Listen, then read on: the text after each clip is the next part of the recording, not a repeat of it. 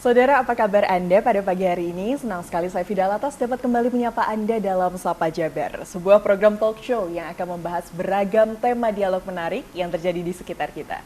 Saudara, baru-baru ini pemerintah provinsi bersama DPRD Provinsi Jawa Barat ini telah menyetujui usulan 8 calon daerah persiapan otonomi baru. Hal ini dibuktikan dengan penandatanganan persetujuan usulan CDPOB. Nah, mana saja ke-8 daerah tersebut dan apa yang mendasarinya serta tujuannya? Kita akan membahasnya saudara pada pagi hari ini bersama dengan narasumber kami yang sudah ada di sebelah saya. Saya akan sapa terlebih dahulu ada Bapak Abdi Yuhana, anggota DPRD Provinsi Jawa Barat dari fraksi PDI Perjuangan. Selamat pagi Pak, apa kabar? Waalaikumsalam warahmatullahi wabarakatuh. Sehat ya Pak ya? Sehat, alhamdulillah. Ini menarik ya Pak ya, calon daerah persiapan otonomi baru. Ini sebetulnya sudah isu-isu sejak mungkin tahun 2020 ya Pak ya? Iya, bahkan tahun 2000 juga sudah muncul. Oke, baik. Sudah muncul ini. Nah, latar belakang dari kalau di Jawa Barat ini ada 8 yang dibentuk. Itu seperti apa Pak? Ya, jadi pertama ya bahwa kita melihat secara kebutuhan ya, pemerintahan daerah itu kan terbentuk tentunya memiliki fungsi memberikan pelayanan kepada masyarakat, yaitu satu. Yang kedua, mempermudah akses. Ya. Kemudian yang ketiga tentunya adalah pemerataan pembangunan di sebuah daerah. Nah, kemudian saya melihat ada satu realitas ya di Provinsi Jawa Barat ini, ada beberapa kabupaten kota ya, dari daerah asal akses ke pemerintah daerahnya, artinya di ibu kota pemerintah daerahnya, itu bisa memakan waktu berjam-jam. Baik. Jadi contohnya di Garut Selatan, lalu kemudian ke ibu kota kabupatennya di Garut, itu bisa makan waktu 5-6 jam. Baik. Kemudian di Cianjur Selatan, ke ibu kota pemerintahannya di Cianjur, itu bisa sama 5 jam. Kemudian di Bogor, ya, di Bogor Selatan yang berbatasan dengan Tangerang, itu bisa makan waktu 4 jam sampai 5 jam. Nah, jadi saya kira dalam konteks misalnya tadi ya efektivitas akses dari daerah ke pemerintah pusat di kabupaten kota itu cukup makan waktu. Itu yang pertama. Kemudian yang kedua, ya, kita melihat bahwa proses pembangunan ya, di Jawa Barat ini itu juga masih belum merata, belum merata dalam arti ya di beberapa daerah yang tadi yang aksesnya jauh dijangkau dari ibu kota kabupaten kotanya itu ya masih minim gitu ya, misalnya Vaskes ya, fasilitas kesehatan, lalu kemudian sekolah ya. Nah itu juga perlu saya kira, kemudian infrastruktur jalan perlu didorong agar pemerataan pembangunan di Jawa Barat itu bisa ya sama dengan di kota-kota besar ya. Itu yang kedua. Lalu yang ketiga, ada hal yang menarik ya di Jawa Barat ini. Pertama dari sisi demografis ya. Demografis itu jumlah penduduk ya, jumlah penduduk. Jadi kalau kita bandingkan ya Jawa Barat, Jawa Timur, Jawa Tengah. Nah, terakhir ya, kemarin saya ke Sumatera Utara juga menggali informasi. Jawa Barat ini sekarang penduduknya 49 juta. Hampir 50. Hampir 50 juta ya. Baik. Dengan jumlah kabupaten kota itu sebanyak 27. Desanya ada 5.312. Kita bandingkan dengan Jawa Timur. Jawa Timur itu penduduknya 40 juta. Kabupaten kotanya 38. Desanya 7.000 lebih, kan gitu ya. Lalu kemudian Jawa Tengah, penduduknya 35 juta, kabupaten kotanya 35. Nah, terakhir kemarin saya ke Sumut ya, saya dapat informasi bahwa di Sumut itu penduduknya 15 juta 200 ribu. Kabupaten kotanya 33. Nah, coba kita bandingkan, Jawa Barat 27 kabupaten kota, Jawa Timur 38 ya kabupaten kota, Jawa Tengah 35, Sumut 33. Sementara dari jumlah tadi ya demografi, populasi, penduduk Jawa Baratnya lebih besar. Apa implikasi dari itu semua? Implikasinya tentunya ya, sekarang ini kan ada dana desa. Kemudian dana transfer dari pemerintah pusat kepada pemerintah daerah. Karena jumlah desa kita lebih sedikit, maka anggaran desa pun akan lebih sedikit. Baik. Karena jumlah kabupaten kota lebih sedikit, maka anggaran ya, dana transfer ke Jawa Barat lebih sedikit ya dibanding dengan pemerintah provinsi lain yang jumlah kabupaten kota dan desanya banyak. Nah, dari tiga aspek tadi, ya, maka ya, Provinsi Jawa Barat memiliki komitmen, memiliki tekad agar tadi Jawa Barat lebih maju, ya, basic need, ya, kebutuhan dasar masyarakatnya, pendidikan, kesehatan juga bisa terlayani dengan baik, lalu kemudian akses dari daerah asal ke ya, ibu kota, kabupaten kotanya juga tidak terlalu jauh. Maka kemudian pemerintah Provinsi Jawa Barat dan pemerintah kabupaten kota ya, lalu kemudian dengan DPRD Provinsi Jawa Barat menyepakati ya, agar dibentuk daerah otonom baru.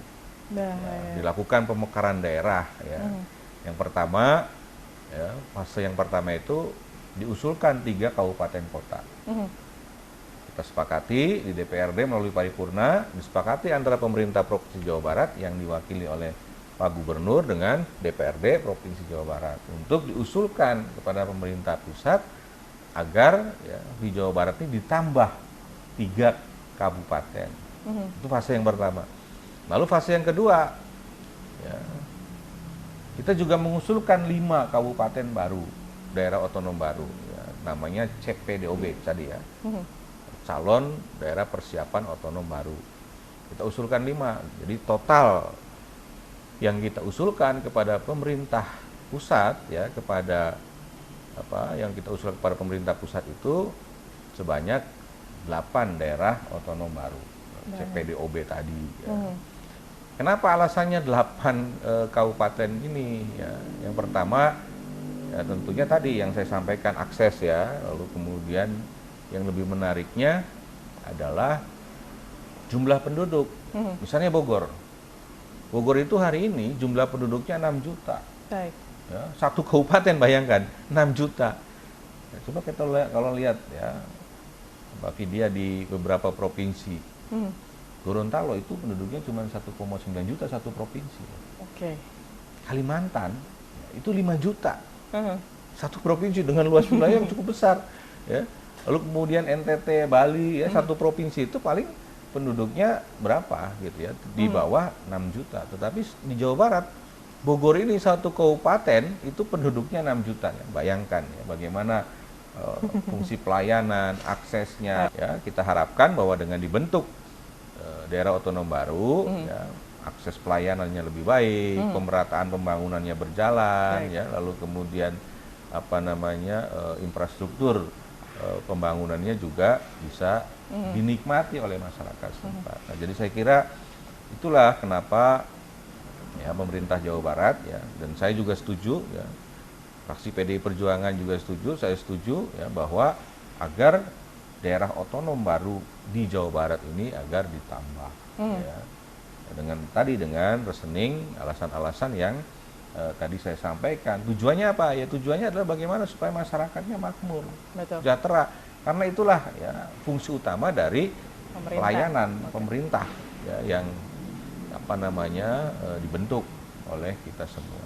Nah, jadi hal-hal itu Mbak Vidya, kenapa kita dorong agar Jawa Barat ini dibentuk daerah otonom baru seperti itu. Karena itu ya tadi urgensinya salah satunya sudah rahasia umum kalau Jawa Barat ini penduduk terbesar di Indonesia dengan 27 kabupaten kota. Ini menarik sekali. Pak, kita akan lanjutkan tapi kita harus jeda terlebih dahulu ya. Saudara jangan kemana-mana karena usai jeda kami masih akan kembali. Tetaplah di Sapa Jabar.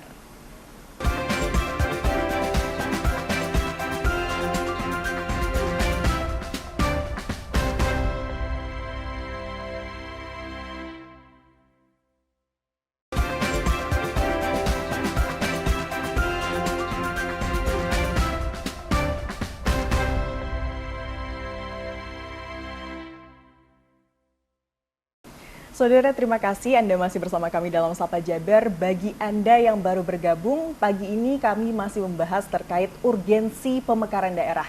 Tentunya masih bersama dengan narasumber kami, ada Bapak Abdi Yuwana dari fraksi PDIP.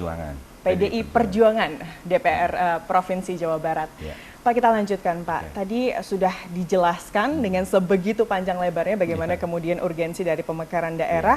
Sejauh ini sudah sampai mana progres untuk kemudian persiapan pemekaran daerah tersebut?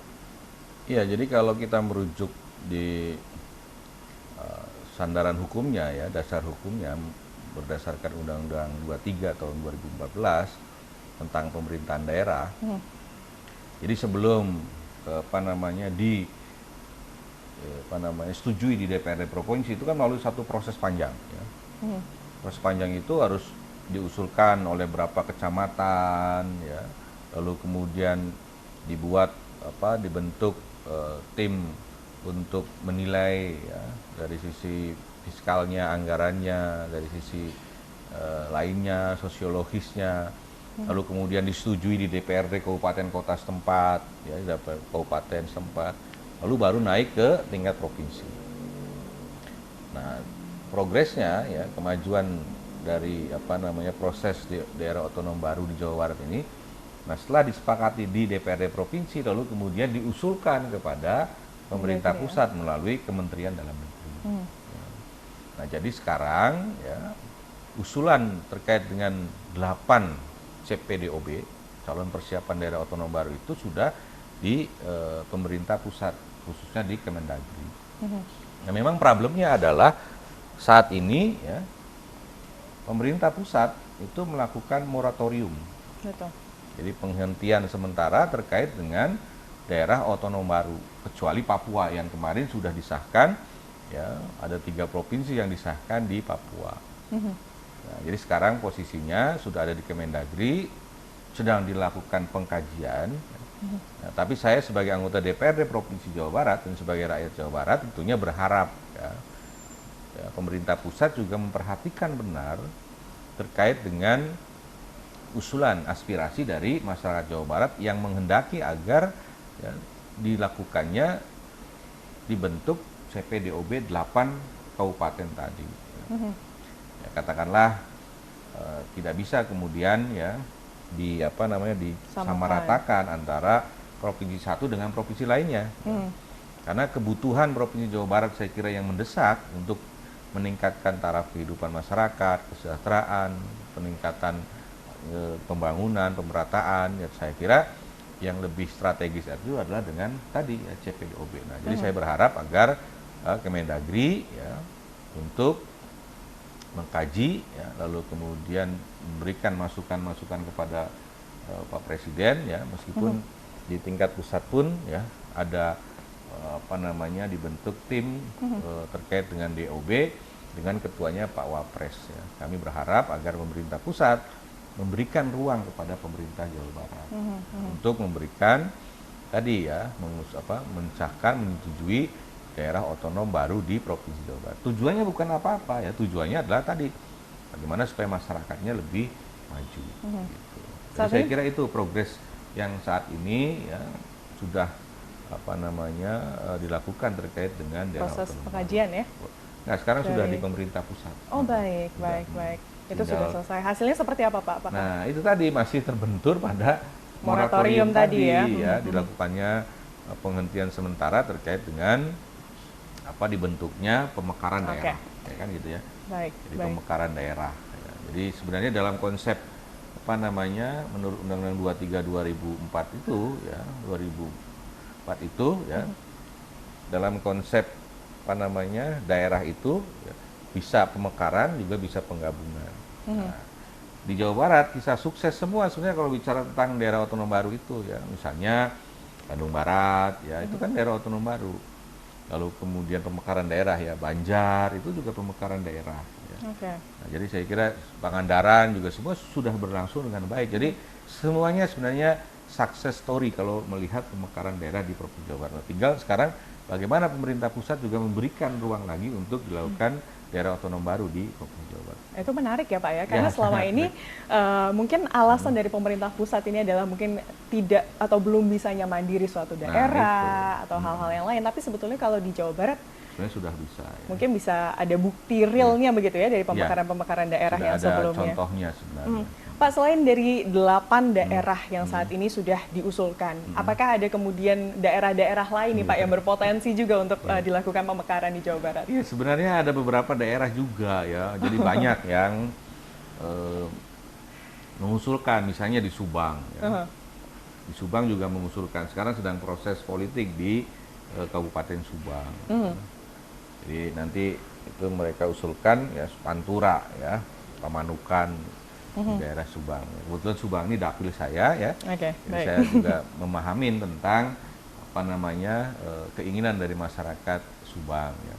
Lalu kemudian mana lagi yang diusulkan di Cianjur itu Kota Cipanas.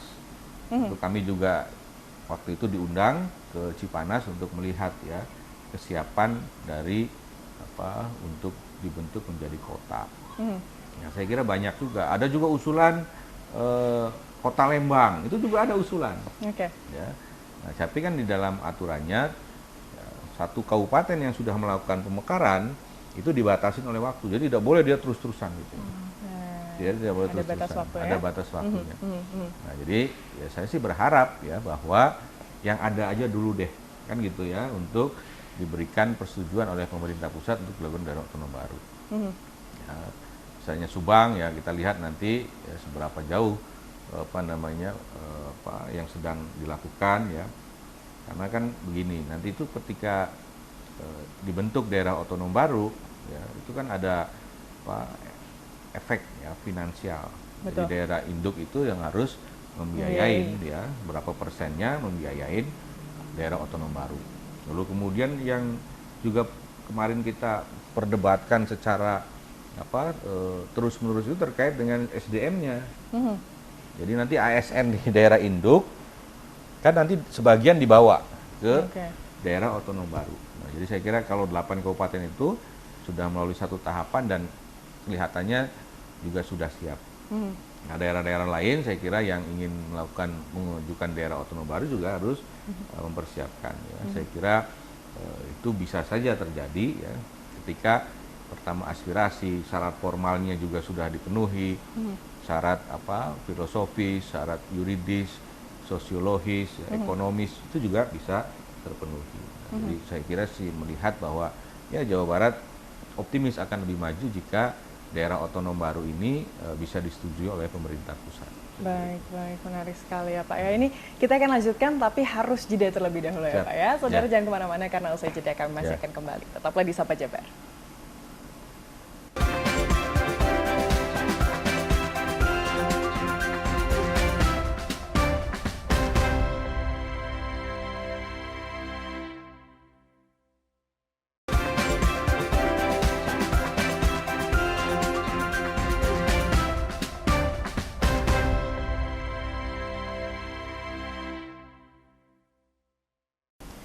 Saudara, terima kasih Anda masih bersama kami dalam Sapa Jabar. Bagi Anda yang baru bergabung, kami masih membahas terkait urgensi pemekaran daerah. Dan tentunya masih bersama dengan narasumber kami, ada Bapak Abdi Yohana. Beliau ini adalah anggota DPRD Provinsi Jawa Barat, fraksi PDI Perjuangan.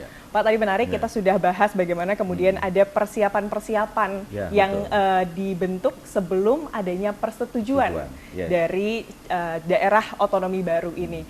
Artinya yang dikhawatirkan selama ini oleh pemerintah pusat terkait kemudian adanya beban finansial, beban APBN, ini bisa dibilang untuk Jawa Barat tidak tepat begitu Pak? Iya, saya kira kan begini ya, kita lihat saja di Jawa Barat ini. Ya. Kalau lihat misalnya dari sektor pendapatan ya, hampir semua kabupaten kota di Jawa Barat ya pendapatannya cukup baik. Oke. Lalu kemudian dilihat dari kesiapan untuk apa namanya membentuk daerah otonom baru juga sudah siap. Ya. Tadi saya sampaikan ada beberapa contoh kabupaten kota yang sudah dibentuk di Provinsi Jawa Barat. Ya, contohnya Pangandaran. Pangandaran itu kan induknya Ciamis. Ya. lalu kemudian dibentuk kabupaten baru Pangandaran. Sekarang maju, terus meningkatkan pembangunannya, fasilitas kesehatannya terus dibangun, rumah sakit, puskesmas, kan gitu ya, sekolah terus dibangun, destinasi wisatanya juga terurus dan dibangun, kan gitu. Itu kan semuanya itu ya, bisa terjadi karena dibentuk daerah otonom baru. Lalu kemudian Bandung Barat, ya. Kita juga lihat ya sekarang ini kalau hari Minggu, hari Sabtu, ya orang tujuan wisatanya banyak ke Bandung Barat kan, daerah Lembang itu kan Bandung Barat ya. Lalu kemudian di daerah lain yang ada di destinasi wisatanya di Bandung Barat itu cukup maju. Nah, saya kira kalau misalnya sekarang di Tasikmalaya Selatan ya, kalau disetujui, ya saya kira kalau melihat dari potensi sumber daya alamnya yang di sana ya, kemudian destinasi wisata, kemudian juga sektor pendapatan yang akan dihasilkan dari PAD ya, pendapatan asli daerahnya, saya kira bisa terlampaui gitu ya. Bagaimana pemerintah pusat ya harus memberikan kepercayaan kepada daerah-daerah tersebut untuk membentuk daerah otonom baru itu. Ya, jadi dalam hal kita mendorong agar daerah maju kan ada beberapa yang bisa kita lihat secara objektif. Nah, salah satunya Jawa Barat akan lebih maju kalau ya dibentuk daerah otonom baru. Dengan tadi komparasi ya, Malaysia nih, contoh aja Malaysia. Baik. Malaysia itu satu negara, itu jumlah penduduknya 33 juta. Nah, kemarin baru pemilihan umum, jumlah pemilih di Malaysia itu cuma 21 juta. Jawa Barat 49 juta dengan jumlah pemilih 35 juta, bayangkan kan ya. Nah, jadi saya kira sudahlah kalau dilihat dari aspek objektivitas ya, kesiapan dari sisi finansial SDM, saya kira Jawa Barat ini sudah tepat kalau dilakukan CPDOB. Nah, sehingga tentunya ya, saya sebagai masyarakat Jawa Barat juga sebagai anggota DPRD Jawa Barat akan terus menyuarakan ya terkait dengan persiapan Jawa Barat untuk membentuk daerah otonom baru. Apalagi ya baik dari sisi tadi ya, dari sisi politisnya sudah disepakati ya, baik di DPRD setempat, kabupaten, lalu kemudian di DPRD provinsi dengan pemerintah daerah juga sudah disepakati. Nah, tinggal tadi ya keberanian dari pemerintah pusat. Jadi sekali lagi ya saya berharap bahwa ya agar persetujuan terkait dengan daerah otonom baru di Jawa Barat ini bisa segera direalisasikan oleh pemerintah pusat ya. Tentunya ya dengan melihat sekali lagi apa yang ada di daerah itu secara objektif sekali lagi kan gitu ya. Kalau kami ya tentunya dan saya juga melihat bahwa inilah yang bisa kita dorong agar Jawa Barat lebih maju ke depan ya. Jadi kalau misalnya aspek pelayanannya lebih baik, akses dari daerah setempat ke ibu kota kabupatennya lebih dekat, itu kan juga akan mempermudah masyarakat ya di dalam membangun satu baik dari sisi misalnya kebutuhan dia untuk mengurus sesuatu secara administratif, ya, kreativitas dan segala macam itu juga akan lebih bisa terdorong dengan adanya CPDOB itu. Gitu, artinya sebetulnya sejauh ini tidak ada kendala-kendala kalau dilihat dari daerah calon otonomi barunya ini ya Pak ya? Kendalanya ini masih justru eksternal dari pemerintah pusat tadi? Iya tadi ya, sebelum ke pemerintah provinsi kan dibikin dulu kajian di kabupaten setempatnya. Betul. Nah, dari sisi itu sebenarnya sudah selesai, sudah clear, makanya kenapa pemerintah Provinsi Jawa Barat dengan DPRD menyetujui pun karena ada di daerah itu setempatnya ya? Sudah clear. Itu apa saja sih Pak yang dikaji untuk suatu daerah ini bisa menjadi calon daerah yang dimekarkan? Tadi ya aspek fiskal, Sosial, fiskal, keuangan kan ya, bagaimana PAD-nya, pendapatan asli daerahnya, lalu kemudian aspek sumber daya manusia, dan yang terpenting persetujuan dari kecamatan setempat, daerah setempatnya gitu loh. Jadi kalau itunya sudah selesai, kemudian aspek keuangannya juga clear, lalu kemudian secara politik juga sudah disetujui, saya kira kenapa kita tidak memberikan ruang untuk dilakukan daerah otonom baru. Dan dengan tadi peluang-peluang yang juga sudah terlihat begitu ya Pak? Betul. Ya? Dan tadi ya success story di Jawa Barat bahwa kabupaten yang dimekarkan itu ternyata lebih maju, lebih maju. Nah, itulah yang menurut saya bahwa ini penting. Kenapa? Karena di undang-undangnya memberikan kewenangan untuk dilakukan pemekaran. Nah, ini juga menjadi problem ya ketika undang-undang sudah memberi kewenangan lalu kemudian dilangkahin oleh aturan di bawahnya yang melakukan moratorium. Ini juga menjadi problem sebenarnya. Nah, tapi saya lihat juga pemerintah pusat sudah mengkalkulasi kenapa dilakukan moratorium. Tetapi untuk Jawa Barat ya saya mengusulkan agar ada diskresi, ada kebijakan khusus terkait dengan CPDOB ini, calon persiapan daerah otonom baru.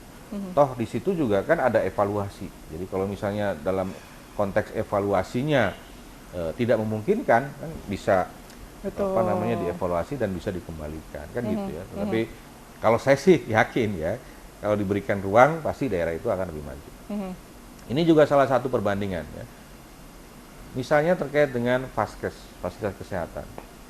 Setelah saya komparasikan, saya diskusikan dengan Ikatan Dokter Indonesia, ya, jumlah rumah sakit di Jawa Barat dengan Jawa Timur itu lebih banyak Jawa Timur. Baik. Selisihnya hampir 50 rumah sakit. Dengan jumlah penduduk kita yang sebetulnya? Iya, sebenarnya penduduk kita 49 juta, Jawa Timur 40 juta gitu ya. Hampir ada perbedaan yang sangat signifikan. Tetapi jumlah fasilitas kesehatannya ternyata lebih banyak di Jawa Timur. Kenapa? Karena Jawa Timur tadi kabupaten kotanya lebih banyak, ada 38 kabupaten kota. Kita 27, kan gitu ya. Jadi ini bukan semata-mata